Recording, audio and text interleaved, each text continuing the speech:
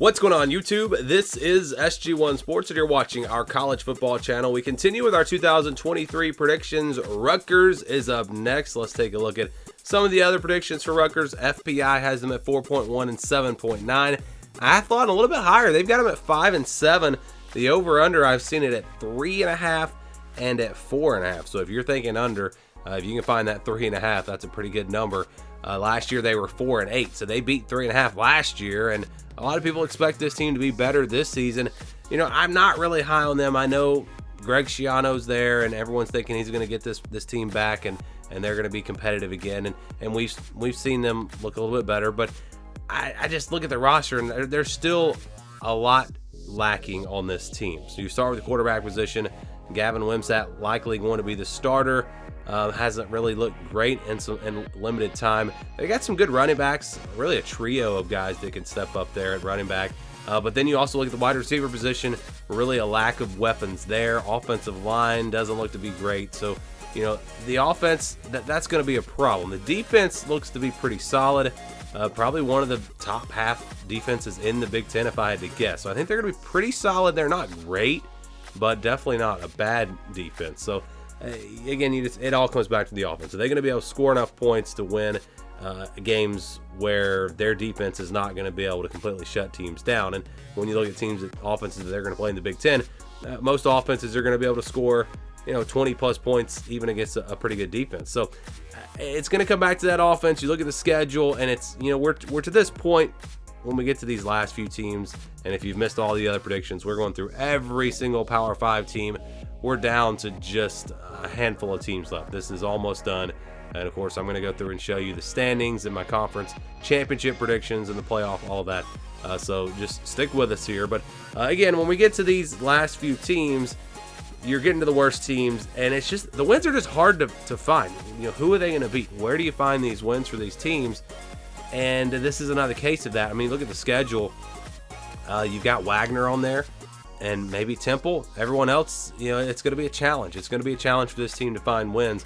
I do think they beat Northwestern, though. First game of the season, Northwestern, with all of the off the field distractions and everything. You never know. That might actually make them have no pressure and play really well. And you can never tell with sports sometimes. But I feel like playing at home, Rutgers should be ready for that one. And the teams are pretty even. Both teams are really fighting for that spot to be the worst team in the Big Ten. But yeah, I think Rutgers a little bit better playing at home because of their defense. This will be a real low-scoring game.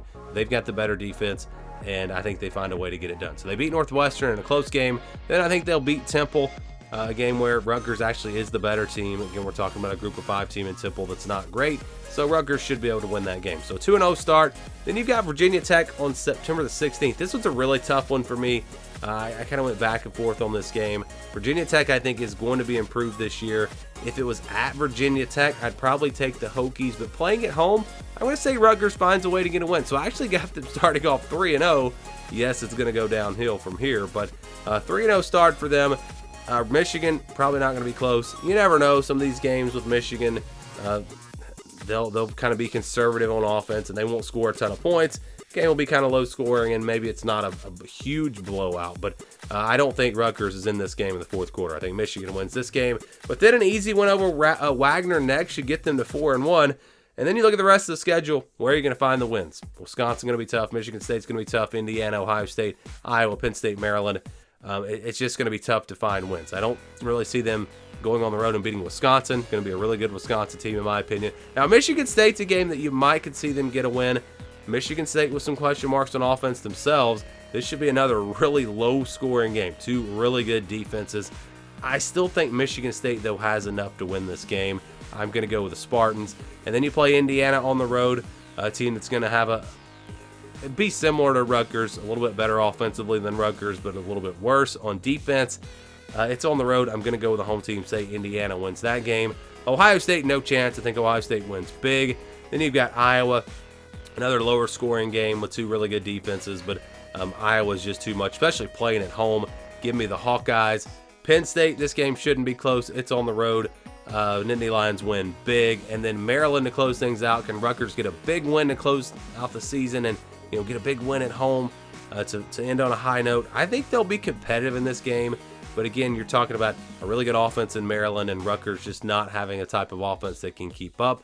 I think they lose this game as well. So I've got them going 4-8, same record as last year. 5-7, I think, is a possibility, but could easily lose to Northwestern or Virginia Tech and go 3-9. So I think this is a pretty fair prediction. We'd love to get your thoughts on Rutgers. What do you think the record's going to be? Let me know down in the comments below.